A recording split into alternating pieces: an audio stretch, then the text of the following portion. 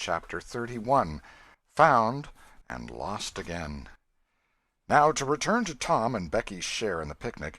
They tripped along the murky aisles with the rest of the company, visiting the familiar wonders of the cave, wonders dubbed with rather over-descriptive names such as the drawing-room, the cathedral, Aladdin's palace, and so on.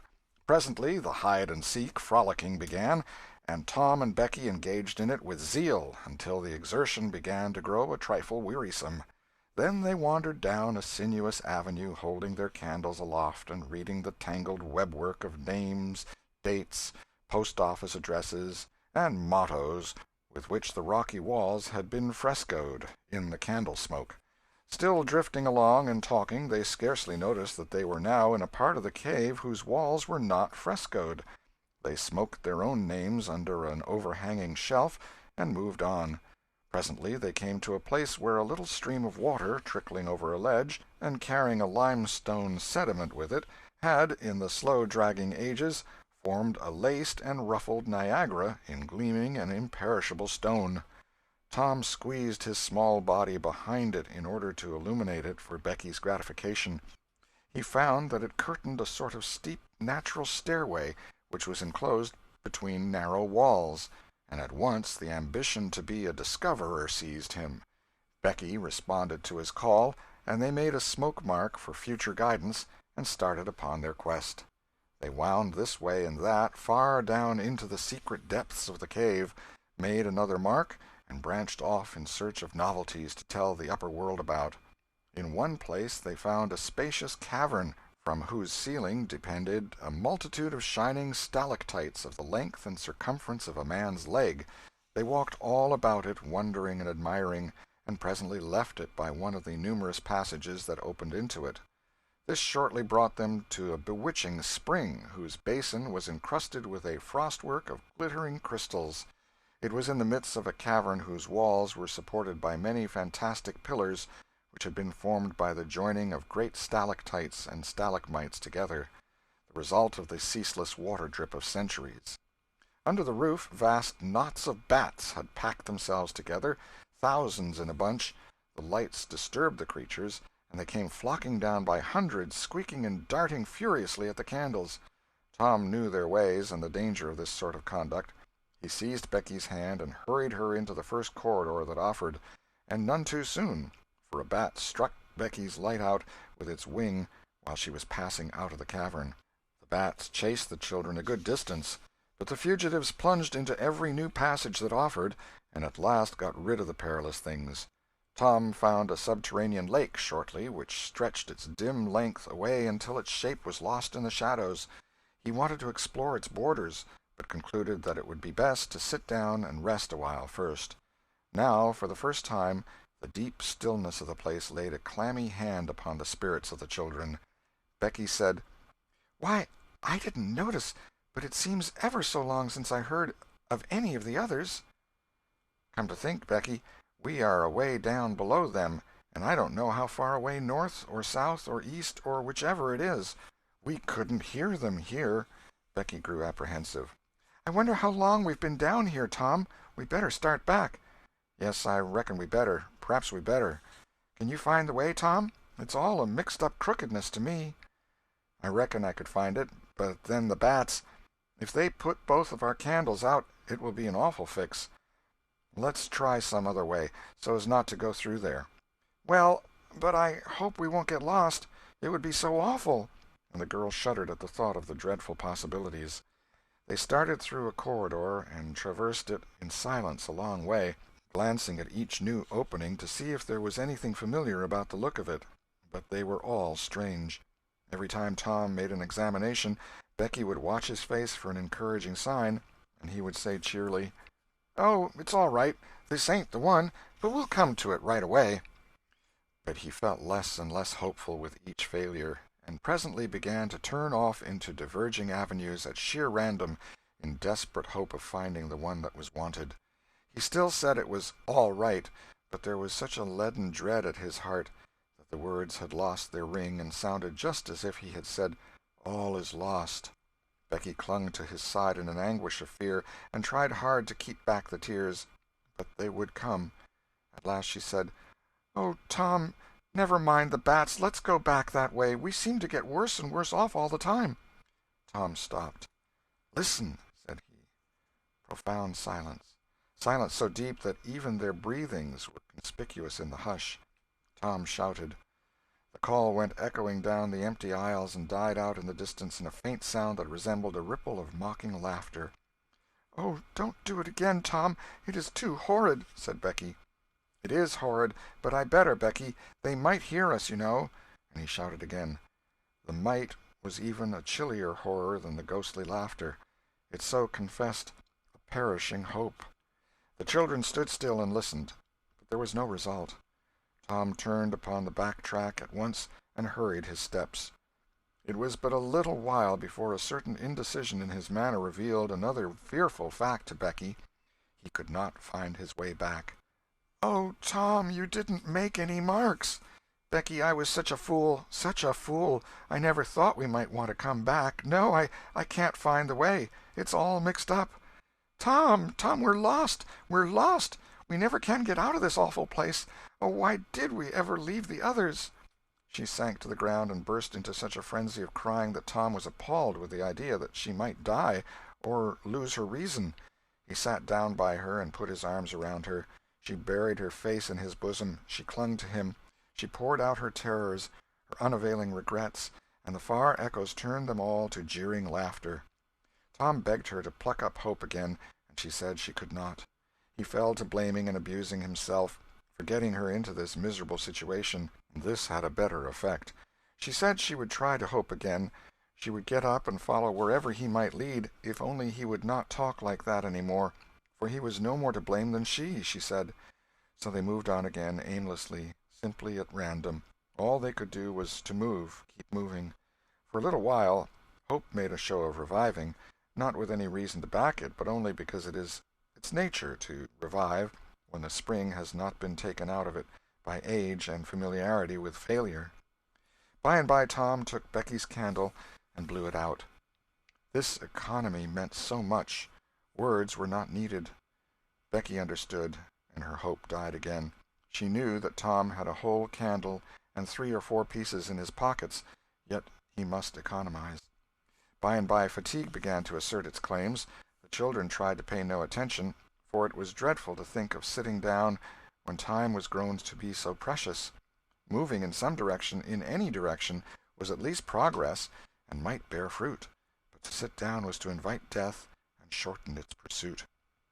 At last Becky's frail limbs refused to carry her farther. She sat down. Tom rested with her, and they talked of home, and the friends there, and the comfortable beds, and, above all, the light. Becky cried, and Tom tried to think of some way of comforting her, but all his encouragements were grown threadbare with use, and sounded like sarcasms. Fatigue bore so heavily upon Becky that she drowsed off to sleep. Tom was grateful. He sat looking into her drawn face and saw it grow smooth and natural under the influence of pleasant dreams, and by a smile dawned and rested there.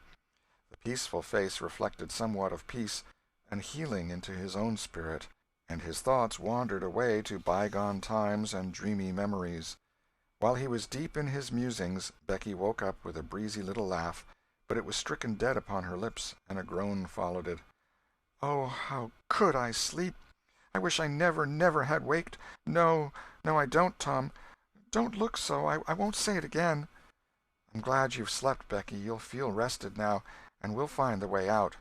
"We can try, Tom, but I've seen such a beautiful country in my dream. I reckon we are going there." "Maybe not. Maybe not. Cheer up, Becky, and let's go on trying." They rose up and wandered along, hand in hand, and hopeless. They tried to estimate how long they had been in the cave, but all they knew was that it seemed days and weeks, and yet it was plain that this could not be, for their candles were not gone yet. A long time after this, they could not tell how long, Tom said they must go softly and listen to dripping water. They must find a spring. They found one presently, and Tom said it was time to rest again. Both were cruelly tired, yet Becky said she thought she could go on a little farther. She was surprised to hear Tom dissent. She could not understand it. They sat down, and Tom fastened his candle to the wall in front of them with some clay. Thought was soon busy. Nothing was said for some time. Then Becky broke the silence. "Tom, I'm so hungry." Tom took something out of his pocket. "Do you remember this?" said he. Becky almost smiled. "It's our wedding cake, Tom." "Yes, I wish it was as big as a barrel, for it's all we've got." "I saved it from the picnic for us to dream on, Tom, the way grown-up people do with wedding cake, but it'll be our—" She dropped the sentence where it was. Tom divided the cake, and Becky ate with good appetite, while Tom nibbled at his moiety. There was abundance of cold water to finish the feast with. By and by Becky suggested that they move on again. Tom was silent a moment, then he said, "Becky, can you bear it if I tell you something?" Becky's face paled, but she thought she could. "Well then, Becky, we must stay here where there's water to drink. That little piece is our last candle." Becky gave loose to tears and wailings. Tom did what he could to comfort her, but with little effect. At length Becky said, "Tom." "Well, Becky?" "They'll miss us and hunt for us." "Yes, they will. Certainly they will." "Maybe they're hunting for us now, Tom." "Why, I reckon maybe they are. I hope they are." "When would they miss us, Tom?" "When they get back to the boat, I reckon." "Tom, it might be dark then. Would they notice we hadn't come?" "I don't know. But anyway, your mother would miss you as soon as they got home." A frightened look in Becky's face brought Tom to his senses, and he saw that he had made a blunder. Becky was not to have gone home that night. The children became silent and thoughtful. In a moment a new burst of grief from Becky showed Tom that the thing in his mind had struck hers also, that the Sabbath morning might be half spent before Mrs. Thatcher discovered that Becky was not at Mrs. Harper's. The children fastened their eyes upon their bit of candle and watched it melt slowly and pitilessly away, saw the half-inch of wick stand alone at last, saw the feeble flame rise and fall, climb the thin column of smoke, linger at its top a moment, and then the horror of utter darkness reigned. How long afterward it was that Becky came to a slow consciousness that she was crying in Tom's arms, neither could tell. All that they knew was that, after what seemed a mighty stretch of time, both awoke out of a dead stupor of sleep and resumed their miseries once more. Tom said it might be Sunday now, maybe Monday. He tried to get Becky to talk, but her sorrows were too oppressive. All her hopes were gone. Tom said that they must have been missed long ago, and no doubt the search was going on.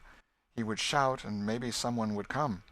He tried it, but in the darkness the distant echoes sounded so hideously that he tried it no more. The hours wasted away, and hunger came to torment the captives again. A portion of Tom's half of the cake was left. They divided and ate it, but they seemed hungrier than before. The poor morsel of food only whetted desire. By and by Tom said, "Shh! Did you hear that?" Both held their breath and listened. There was a sound like the faintest far-off shout. Instantly Tom answered it, and leading Becky by the hand started groping down the corridor in its direction. Presently he listened again. Again the sound was heard, and apparently a little nearer. "It's them," said Tom. "They're coming. Come along, Becky. We're all right now." The joy of the prisoners was almost overwhelming. Their speed was slow, however, because pitfalls were somewhat common and had to be guarded against. They shortly came to one and had to stop. It might be 3 feet deep, it might be 100. There was no passing it, at any rate. Tom got down on his breast and reached as far down as he could. No bottom. They must stay there and wait until the searchers came. They listened. Evidently the distant shoutings were growing more distant. A moment or two more, and they had gone altogether. The heart-sinking misery of it. Tom whooped until he was hoarse, but it was of no use. He talked hopefully to Becky, but an age of anxious waiting passed, and no sounds came again. The children groped their way back to the spring. The weary time dragged on. They slept again, and awoke famished and woe-stricken. Tom believed it must be Tuesday by this time. Now an idea struck him. There were some side passages near at hand. It would be better to explore some of these than bear the weight of the heavy time in idleness. He took a kite-line from his pocket, tied it to a projection, and he and Becky started, Tom in the lead, unwinding the line as he groped along. At the end of 20 paces the corridor ended in a jumping-off place. Tom got down on his knees and felt below, and then as far around the corner as he could reach with his hands conveniently. He made an effort to stretch yet a little farther to the right, and at that moment, not 20 yards away, a human hand holding a candle appeared from behind a rock. Tom lifted up a glorious shout, and instantly that hand was followed by the body it belonged to. Injun Joe's! Tom was paralyzed. He could not move. He was vastly gratified the next moment to see the Spaniard take to his heels and get himself out of sight. Tom wondered that Joe had not recognized his voice and come over and killed him for testifying in court. But the echoes must have disguised the voice. Without doubt that was it, he reasoned. Tom's fright weakened every muscle in his body. He said to himself that if he had strength enough to get back to the spring he would stay there, and nothing should tempt him to run the risk of meeting Injun Joe again. He was careful to keep from Becky what it was he had seen. He told her he had only shouted for luck. But hunger and wretchedness rise superior to fears in the long run. Another tedious wait at the spring and another long sleep brought changes. The children awoke tortured with a raging hunger. Tom believed that it must be Wednesday or Thursday or even Friday or Saturday now, and that the search had been given over. He proposed to explore another passage. He felt willing to risk Injun Joe and all other terrors. But Becky was very weak. She had sunk into a dreary apathy and would not be roused. She said she would wait, now, where she was, and die. It would not be long. She told Tom to go with his kite-line and explore if he chose, but she implored him to come back every little while and speak to her, and she made him promise that when the awful time came he would stay by her and hold her hand until all was over. Tom kissed her, with a choking sensation in his throat, and made a show of being confident of finding the searchers or an escape from the cave. Then he took the kite-line in his hand and went groping down one of the passages on his hands and knees, distressed with hunger and sick with bodings of coming doom. End of Chapter 31.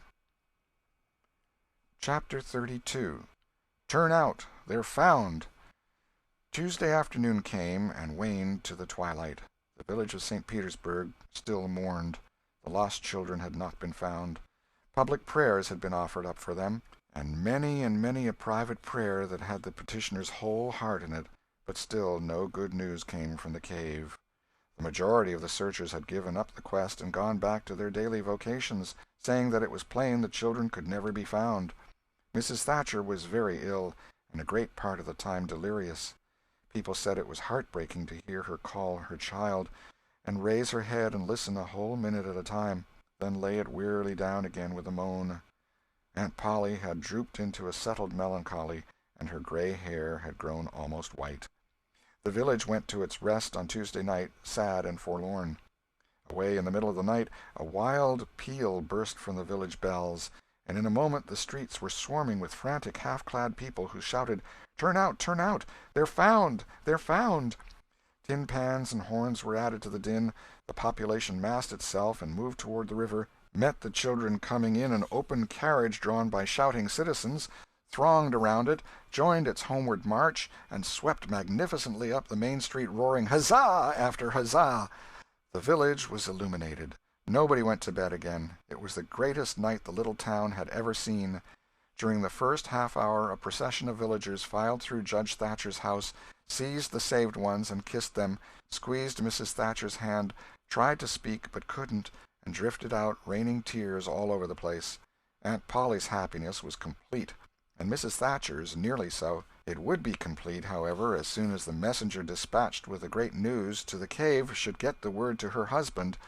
Tom lay upon a sofa with an eager auditory about him, and told the history of the wonderful adventure, putting in many striking additions to adorn it withal, and closed with a description of how he left Becky and went on an exploring expedition, how he followed 2 avenues as far as his kite-line would reach, how he followed a third to the fullest stretch of the kite-line, and was about to turn back when he glimpsed a far-off speck that looked like daylight, dropped the line and groped toward it, pushed his head and shoulders through a small hole, and saw the broad Mississippi rolling by. And if it had only happened to be night, he would not have seen that speck of daylight, and would not have explored that passage any more. He told how he went back for Becky and broke the good news, and she told him not to fret her with such stuff, for she was tired and knew she was going to die, and wanted to.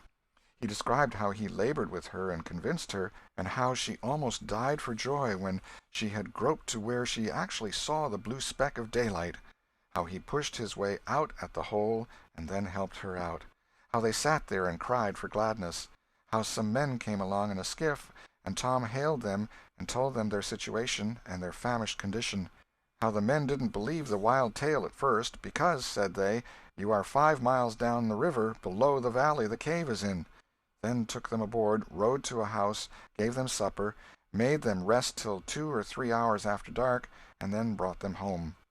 Before day dawn, Judge Thatcher and the handful of searchers with him were tracked out in the cave by the twine clues they had strung behind them, and informed of the great news.